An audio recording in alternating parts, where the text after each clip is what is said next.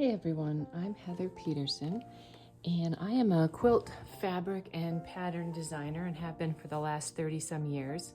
So I have been exploring a few new hobbies to do in my downtime from quilting, and one of the ones that I've just been admiring all over Instagram lately is punch needle. And for the last few months I've been experimenting and learning and researching and doing some of my own projects. And I spent many hours during the researching process to try to figure out what is punch needle and what tools do I need, what supplies do I need. And I've learned that there are a lot of different options with punch needle, from traditional punch needle that uses embroidery floss, punch needle rug hooking, punch needle embroidery, and they all take different size needles and different background cloths, and it was very overwhelming to learn about. But once I got over that initial hump, I found the process of it to be really fun. And I feel like the feedback I've gotten from others when I've shared about it is they would love to try it. It looks fun, but they feel nervous to start. They don't know where to begin. They need like a beginner's guide. And so that led me to come up with a little sketch that would be a good introductory way to learn how to do punch needle. So that's what this little lesson is going to be about. So I'm going to teach you about some of the supplies that we're going to gather, and then I'll teach you about the technique. And this is just a real simple fall project, and I think it would be fun to do one for each season as a beginner, and then maybe use a couple different supplies in each one, so I can teach you about the process of several different ways of doing it. But what I'm going to start out with first is using a certain type of needle, a certain type of thread, a certain type of background fabric that all work together to do this little project. So we aren't even going to tackle learning about those other things. I'm just going to give you a couple things that if you wanted to start for an economical cost and on something that isn't too difficult, what would you need to do? So let's start first with some of the supplies.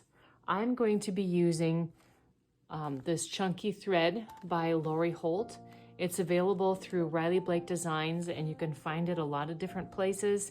If you are a knitter, it is a size 2, so it's like a baby weight yarn, so it's pretty small. This is 50 grams for 140 yards. I know different countries are used to using different numbers and terminology, and so that was difficult for me when I started too, figuring out, well, what size do they actually mean? Because as a knitter, I wanted to see this number on everything. So this one does have that number 2. This is a yarn that is often used for crochet.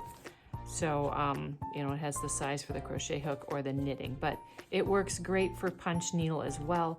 And it comes in a lot of pretty colors, and if I remember right, these were like $6 or $7 a skein, so it's really reasonable to give it a try. If you like me, as a hand knitter, I loved hand-dyed wool yarns, and you can do this as well, but the hand-dyed yarns are going to be a lot more expensive, and it's harder to find these small skeins. I have been collecting some. I found quite a few of them on Etsy. And I'm sure if I got out more often and was able to visit more yarn shops, I'd find a lot more colors. But I feel like for the people that I know, a lot of quilters, this is something they can find at a lot of quilt shops. And so if you are interested in punch needle and you're overwhelmed by the thought of going into a yarn shop with all the options they have, you could even just try going to a quilt shop and see if they carry this thread. Okay, so then to coordinate with this yarn, Lori Holt came out with this weaver's cloth. So the holes or the weave of the thread, the size of that and the size of the yarn work together to hold your stitches in place. So if you were to have a thicker yarn, you would need a fabric with a looser weave that had bigger holes. So it takes a lot of practice and experimenting sometimes to figure out what works together, but I know that these two were specifically formulated to work together, and so this will work for you. Now the needle that I use with that is called the Ultra Punch.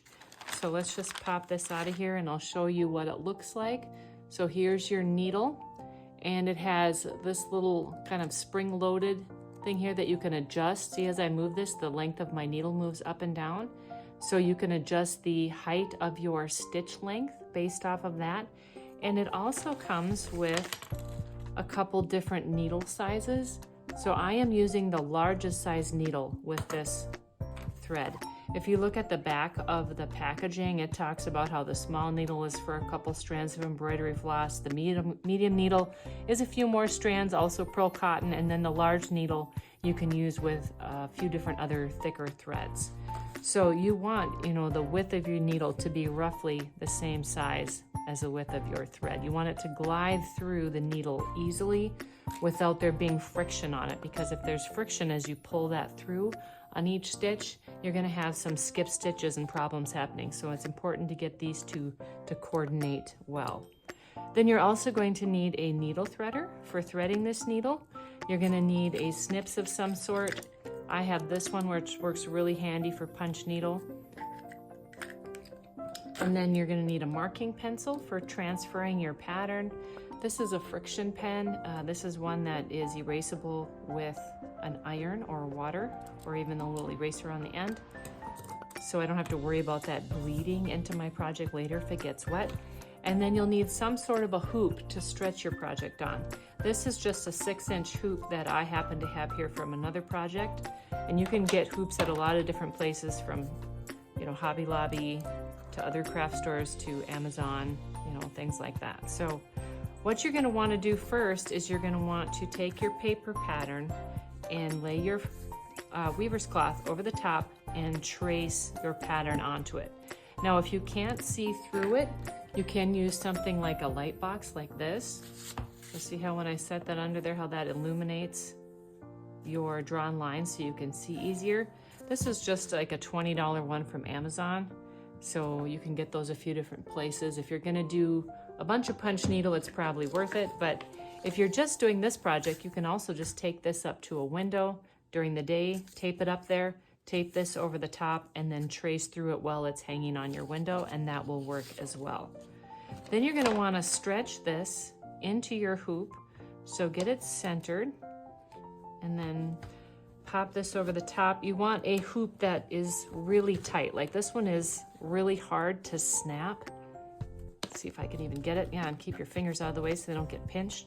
And the reason you want it to be really tough to snap is you want to, after you put that in there, work your way around the hoop and pull it as tight as you can get it to go. Because you want it to be, do you hear that? You want it to be tight like a drum. Once you hear that sound, you're ready to start with your punching. So let's take our thread, take the end, and let's grab our needle threader that I showed you. Now what you're gonna do is you're going to take the tip of the needle threader and put it through the tip of the needle and push it through until it comes out the end here. And then you're going to put your yarn through that. And then you're going to pull through like so. Then you need to take the needle threader again, and this time go through the eye of the needle. Some are easier to get through than others. And then you're going to take your thread again, put it through the eye of the needle, and pull through. We have a little bit of a tangle here. We'll try again. There we go. And then you can pull your yarn through until you just have a little bit of a tail right there. And then you're going to want to give yourself a little extra thread here, because you don't want any tension on this, because if you have tension on your yarn as you're trying to do your stitches, they're just going to pull out and it can be really frustrating. So make sure you have a little bit of working yarn. Then you're going to want to pick up your piece. And now this needle is very sharp, so careful where you put your hand underneath. But I'm going to poke it down into the fabric, and you can pull your tail to the back side like so. And then do you see how I have my thread all the way down? Or not my thread, my needle all the way down into the fabric. And then I'm going to lift it up, and I'm not going to lift it up too high. I want to just barely pull it out so that the tip of the needle still grazes the fabric, and then push it back down in again. And then I'm going to move over a little less than 1/8 of an inch and do it again. So it'll take a little bit of practice for gliding the tip of the needle just barely across the surface of the fabric, because if you pull it up too high, that is going to pull up the stitch that's happening on the other side and make it shorter. And we want these all to be really uniform. So it's important to every time push the needle all the way down, and then when you bring it up, not to bring it up too high, because we want to keep that stitch length the same length. So you can see I'm just working my way, making an outline. Now I can feel this is tugging on here again a little bit, so I'm going to give that a little pull, give myself some working yarn. And then now you just want to find a comfortable position so you can try to build up some speed as you're doing this. Now as you're working, you also want to be careful that your yarn doesn't wrap around the end of your needle. That can happen pretty easily, especially if you're going in some tight curves. You want to just keep that moving freely. So as you can see, it gets a little faster as you get better at, getting a feel for this. So it's not difficult to do just this standard stitch, but I feel like there's something real meditative about it, just that repetitive motion. So now we're ready to make our next row. So we're going to go to the inside, and what you want to do is stagger your stitches. So I'm hoping the camera will focus on this, but it's called like laddering. So the stitch that I'm creating now, when I stuck the needle down into the fabric, I'm going right next to the previous line of stitching, but in the middle of one long stitch, so that those stitches are staggered. I'll do a few like that, and then I will hold this up to the camera again. And as you're going around curves, it doesn't always work, but in general, that's kind of a rule of thumb. I'm going to try to stand up so I can hold it here. So can you tell that those stitches are kind of laddered? So the middle of this stitch that I just created here, or the point where it goes down into the fabric, is in the middle of the stitch in the row above, and then right next to each other in a line, so you don't see any background fabric in between. So again, that will also take a little bit of practice to get those stitches, nice and next to each other and in a neat line. But one thing that's fun about punch needle is if you don't like what you did, you can just lift your needle all the way out and then just pull, and you see how easily your stitches come out? And then you can pull on the thread and readjust your needle so it's in the proper position, and then just redo those stitches. And your background fabric will be able to handle pulling in and out like that a few different times before it starts to get weak from, being pierced with that sharp needle into those fibers of the fabric. So let's go down into this point and turn the corner. And then you're just going to keep in this circular fashion until you have completed this little oval. So I'm going to do a little bit more stitching, and then I will come back and show you the finished segment here. So I'm a little further on in my little center segment on my pumpkin here, and I want to talk about a few more things. Now, one thing I didn't say earlier is when you're using this needle, do you see how the tip of the needle has this bevel on it? That bevel needs to always be facing the direction that you're stitching. That's going to keep your needle actually making stitches. If you have it faced like behind you, or going the bevel facing the opposite direction of where you're stitching, you could have more skip stitches and things happening. Now, occasionally, if you're doing punch needle rug hooking, with the heavier yarn, and you want to make a straight line of stitches that's really thick and very filled in, you can do what's called a stem stitch, and you would turn the bevel to the side. But in this case, we want that bevel of the needle always facing the direction that we're making our stitches. Now another thing I want to mention is as I come to this point, do you see how I leave my needle down? And then I'm going to turn the hoop so I can go in the next direction. And with that, I'm turning the tip of that needle so that again, as I'm going, the needle, that bevel of the needle is facing the direction I'm going. Now, I know some people are ambidextrous and they will just, instead of turning their hoop, they'll take their left hand and stitch the other way. Now, that is a way to share the wear and tear on both hands rather than only your right hand. But I am so right-handed that I have trouble doing that. And so I often end up turning my hoop as I'm working. Now, another thing I want to mention is as you're doing your stitches, you periodically want to flip this over and look and see if this is nicely filled in. Now, if you can see some of your background fabric through, you're going to want to make your stitches a little tighter together. If you think that this looks like the stitches are so crowded that your shape is sort of ballooning up, then you're going to want to make your stitches a little further apart. So it's a really good idea to flip over your work as you're doing it and make sure that it's looking okay from the front side. This is the traditional front side. Now, sometimes I do some of both, but typically this is what is referred to as the front side of the stitch. Now, another thing that's happening to me as I'm working is, do you see that my hoop is no longer very tight?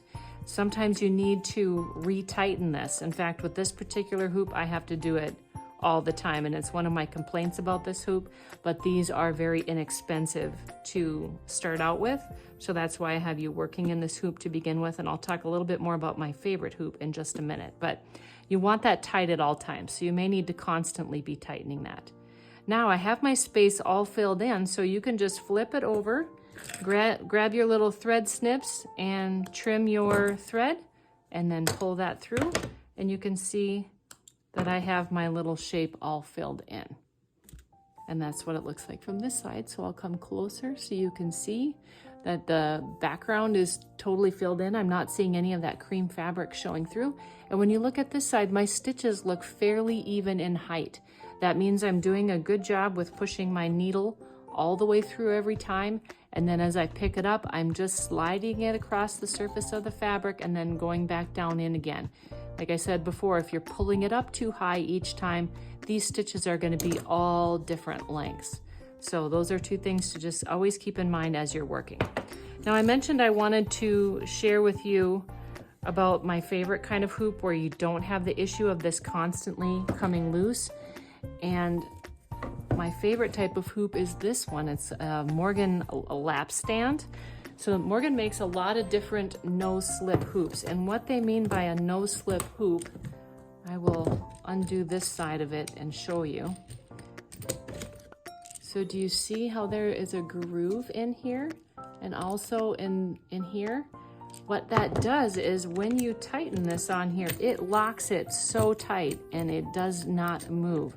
So you are not constantly retightening your fabric. And I felt like I just had trouble with my stitches looking real even with that happening to me all the time. So this to me just makes the cleanest, nicest work. And then do you see how this is like a 14-inch hoop on this side and a 10-inch on this side and the stand in between? This comes apart so you can use it as separate hoops. Let's show you that. So I can use the hoop just like this if I want to. Or I can put it together as a stand and then it sits in my lap so nicely and I don't have to hold my hoop up all the time. I can just rest this in my lap and I can, still get my hand underneath here.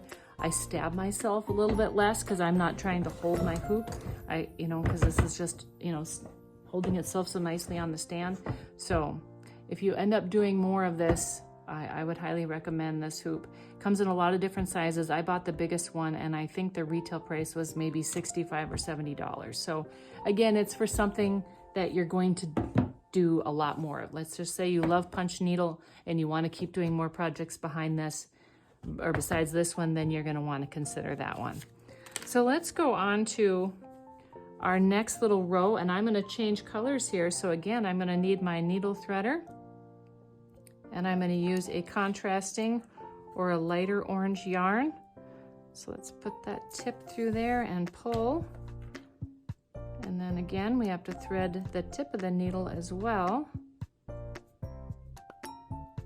So if you do something where you change colors a lot, like a few of my projects, you're gonna get really sick of threading your needle. And there are some needles that are self-threading for heavier weight yarns, but not for this particular weight of yarn. So you will end up doing quite a bit of threading. So again, let's start in the corner here and push your needle through and then grab that tail and pull it through. That's gonna get clipped to the same height as these loops later, so you won't even see it. It'll be nicely hidden. Then we're going to make a line of stitching right next to this other color. Again, my stitches are a little less than 1/8 of an inch. And again, you're going to ladder those stitches. And I'll tell you a little bit about how I learned about laddering. When I was researching initially, I bought this book. Well, first I saw it at the library, and then I knew I wanted a copy for myself, so I had all the information at my fingertips at all times. But this is for learning about punch needle rug hooking. Now, punch needle rug hooking is this heavier weight yarn that I've got in this rug right here. But a lot of these concepts work for punch needle for different weights. But if you follow through her introductory lesson, she shows you what that laddering looks like, where those stitches in the rows are staggered. And that just helps the stitches blend in together without you seeing rows of stitching later. So I just try to do the laddering as much as I can throughout the whole project.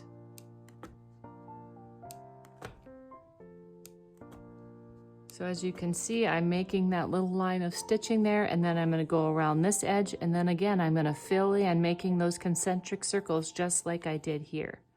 So I'm going to work on that for a little while, and then I will be back to share more.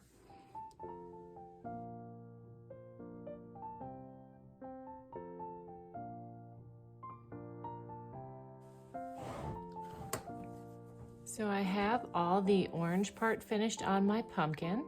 And I just wanted to mention, here it is from the front side, that I did all of this stitching with the depth of my needle set on a 5.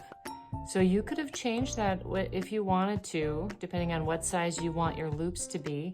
So you could have also done, let's say, the lighter orange with a longer loop so that there would have been some dimension between those two colors. I chose to do mine all the same height, but that needle height gives you the option of doing a few of those things to add more interest to your project if you want. So now I'm ready to do the stems for the leaf and the pumpkin. So I'm going to start right here. And because this is going to be a single line of stitching, I'm going to do this little stem with the stitches a little bit closer together. And that will help fill that line of stitching in a little bit more from the other side.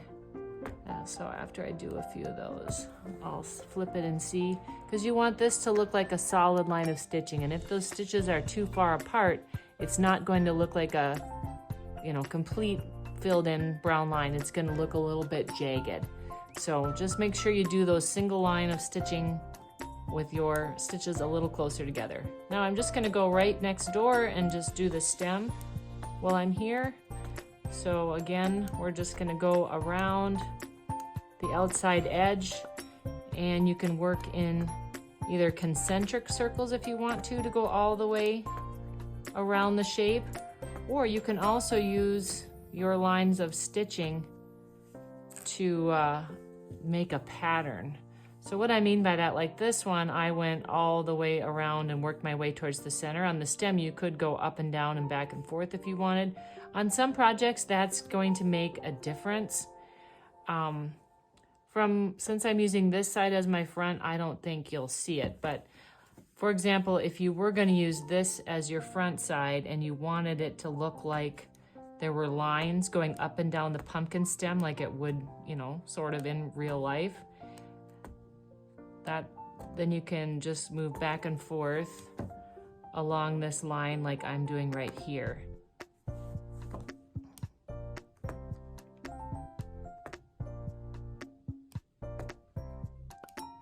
It's getting a little harder to stitch here because I need to pull this tighter. Okay, and then you can see I'm just working my way towards the other side. You can see how quickly this fills in once you get going. And again, that rule of thumb, if I can fit my needle in between this line of stitching and I can see the background through, which I could, I'm going to keep stitching until that's filled in. So you see that made a line like this in my stitching by just going back and forth. Now you might be tempted to go across the top here to get to this point to do the stem, but I'm not going to do that because it'll make a big lump in my stitching. I mean, I think you'll see that, so, and I don't want to, so I'm going to go ahead and cut my thread and start again right here. Now again, we want this single line of stitching to be very solid, so I'm going to do these stitches a little closer together. Now if you were doing, oh, I can see that I had actually grabbed my thread in with my hand here, and that pressure on the thread kept my stitches from actually being stitches. It was just one big long one. So again, I need to free that thread up a little bit so that it can move freely in the needle. Now that can happen either by, you know, you grabbing it with your hand like I did, or occasionally the thread will wrap around the needle, or sometimes the thread might be too thick for the size needle you have, and then you're not going to get stitches every time. You'll have some skip stitches like that, or it just won't stitch at all. Okay, we have one more little line right here. Pull that thread through and just do a couple little stitches right next to each other here. And again, trim. So there, I've got my brown completed. Now I'm going to work on my my green leaves.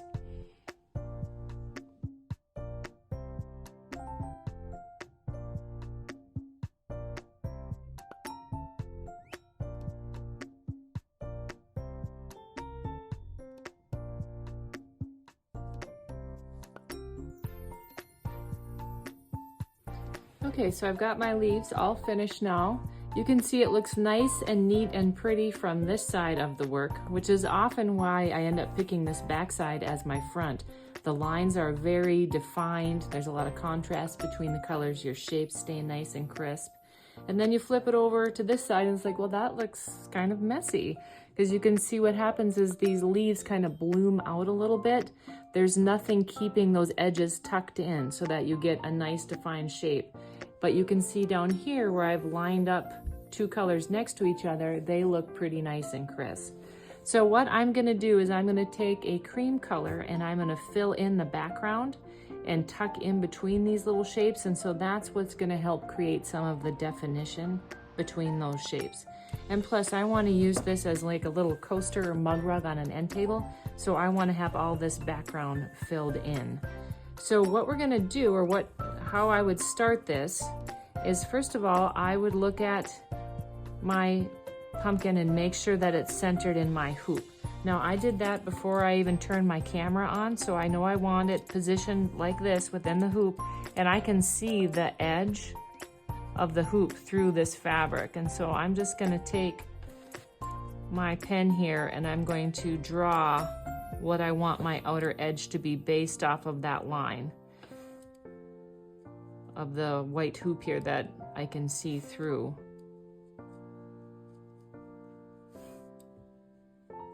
So it's got to be far enough away from the hoop that I can get my needle in and complete my stitch, because you can see this white edge here is the thick edge that I'm seeing through. So there I have my lines drawn. And then what you're going to do first is you're going to make, like, say 2 rows going around the outside, and then we're going to work on outlining your shape. So you'd go all the way around the outside, and you would do that a few times, and by then your lines of stitching are going to start to meet, and you're going to start to have little shapes that you need to fill in.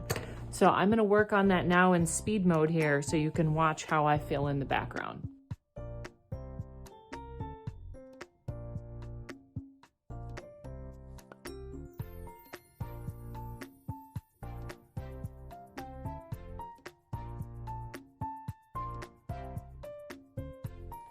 So I have made 2 complete rounds along my outside edge, following that line that I just drew in.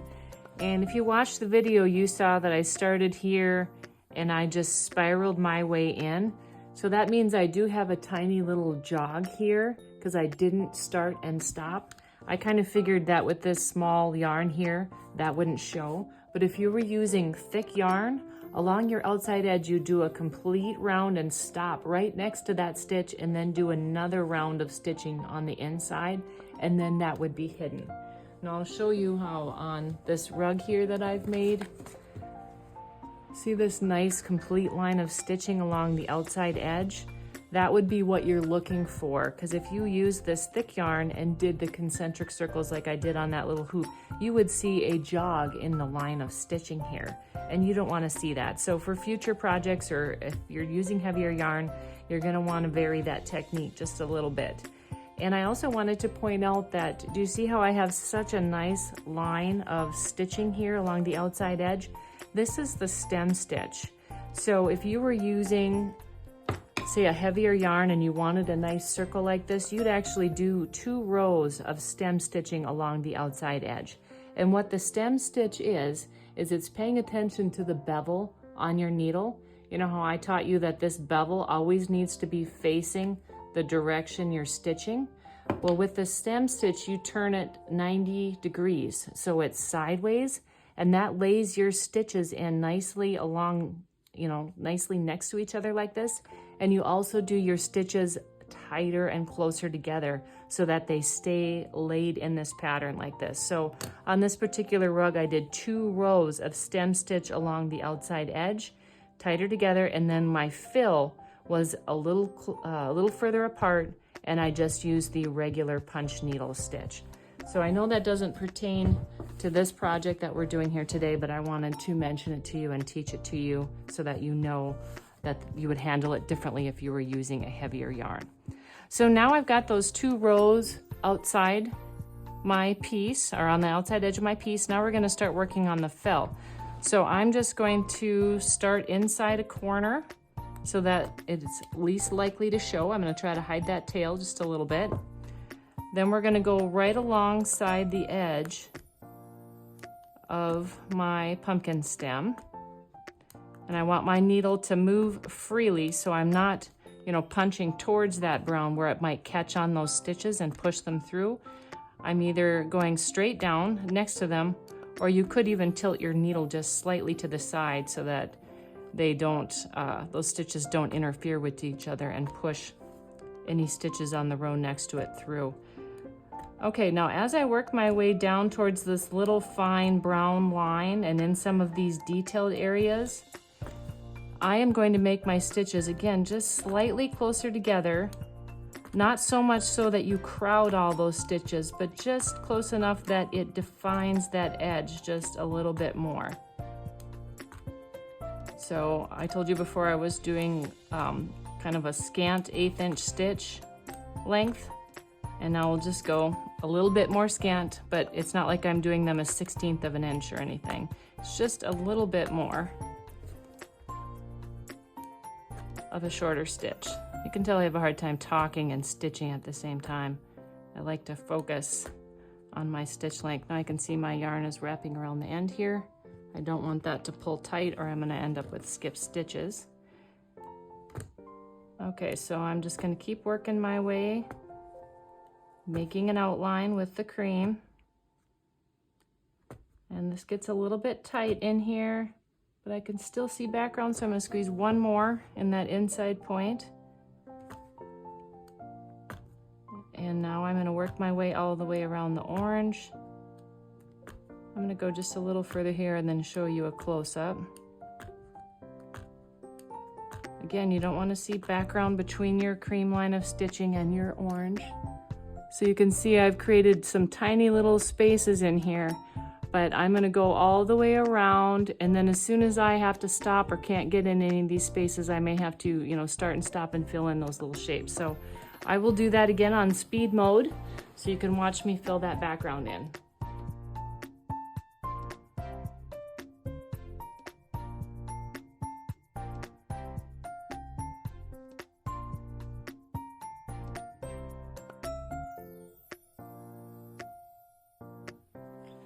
as you can see now, I've made 3 rounds all the way around my pumpkin and leaves. And before you go any further, I thought I would just go over just a little bit of review about what we've learned, since I'm considering this to be a beginner punch needle project. So just a few things to remember. The size of your needle, yarn, and background fabric need to be of similar size. They work together to create the stitches and hold the stitches in place. Number 2, this one's really important, use proper stitch technique. So the beveled edge of the needle needs to face the direction you're going. We discussed that and I showed you where that bevel is. So just keep that in mind as you're going around all these curves. You're constantly turning the needle a little bit so the bevel is in the right direction. Second thing, when creating the stitch, you're going to punch the needle all the way down until the tip of the needle hits the tip of the fabric. Then when you bring your needle up to create your stitch, you don't want to pull it up too high. You want to just slide the tip of the needle across the surface of the fabric and then go back down again to create the next stitch. Next thing, ladder your stitches whenever possible. So here I made a diagram so you can see what those laddered stitches should look like. You have one row going in a straight line. The next row goes in a straight line next to it, but the start and stop position of those stitches is staggered from the row above it. So if you think of it this way, if your stitches are all lined up next to each other like this, do you see how it creates gaps between those stitches? If your stitches are staggered, they're going to lay nicely next to each other and it's going to look more pleasing on your finished piece, not to have all those stitches totally lined up. You want to ladder it whenever possible. The last thing, as you're creating these little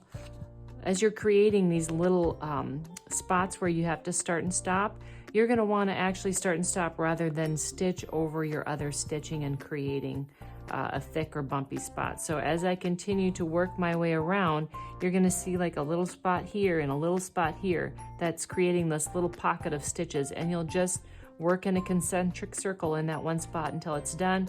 Clip your threads and then move to the next one until the whole project is finished. So that's what I'm going to continue to work on here, is filling in this background, and then I will do one more session where I come back and show you how I finish that. So I have my little pumpkin mat all punched and I'm ready to do those final details. So I'm going to take my scissor and I'm going to trim any little remaining tails that I didn't do as I worked. And then I want to show you a close-up of this. Do you see that as I was punching, my needle grabbed one of the other loops and pushed it through? So I have these 2 little funny spots right here. And I'm just going to trim those off as well. Once you trim them, they'll be a lot less noticeable than that misfire with that punch that I did right there. So you can see all the tails are trimmed, and then do you see how some of my lines aren't real clean here?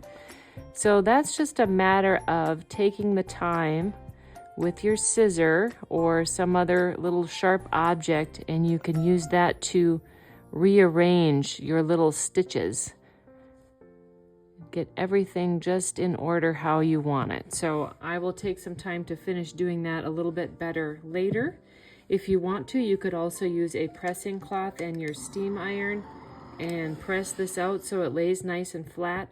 I don't have my pressing cloth handy, but if you don't have a pressing cloth, you could also use a towel. And by doing that with the pressing cloth, this will flatten the loops so they all look pretty nice and even. Then what I'm going to do for finishing mine is I'm going to take the tip of my iron and I'm going to press under a nice little curve here. Now I've already trimmed off the excess, as you can see. So just make your way all around the circle, and then when you're done, I have taken a piece of wool felt and I am just going to glue it in place, or you could do a hand blanket stitch here and that will finish off those edges nicely. So just pretend I've done that whole thing, and then I'll have a nice little coaster or mat to have sitting on one of my coffee tables in my family room this fall. So that's all there is to it. I hope you enjoyed doing this fun little punch project. And if you are interested in building on your punch needle skills, I do have several patterns for more things on my website and hope to be adding more soon, along with some supplies. I'd love to be able to have a kit of this so that you could just purchase all the supplies you need in one place and be able to learn this fun technique. So, thanks for punching along. One quick thing before I go here, I forgot to mention that you don't have to make a coaster out of it like I'm going to. You could have left this a little bit longer and just hung it in your hoop that you've been punching in and hang it on the wall. It's really cute to have a little cluster of several of these punch projects like this hanging on the wall or tucked into a little nook or cranny somewhere. So that's another easy way to finish and display your punched project.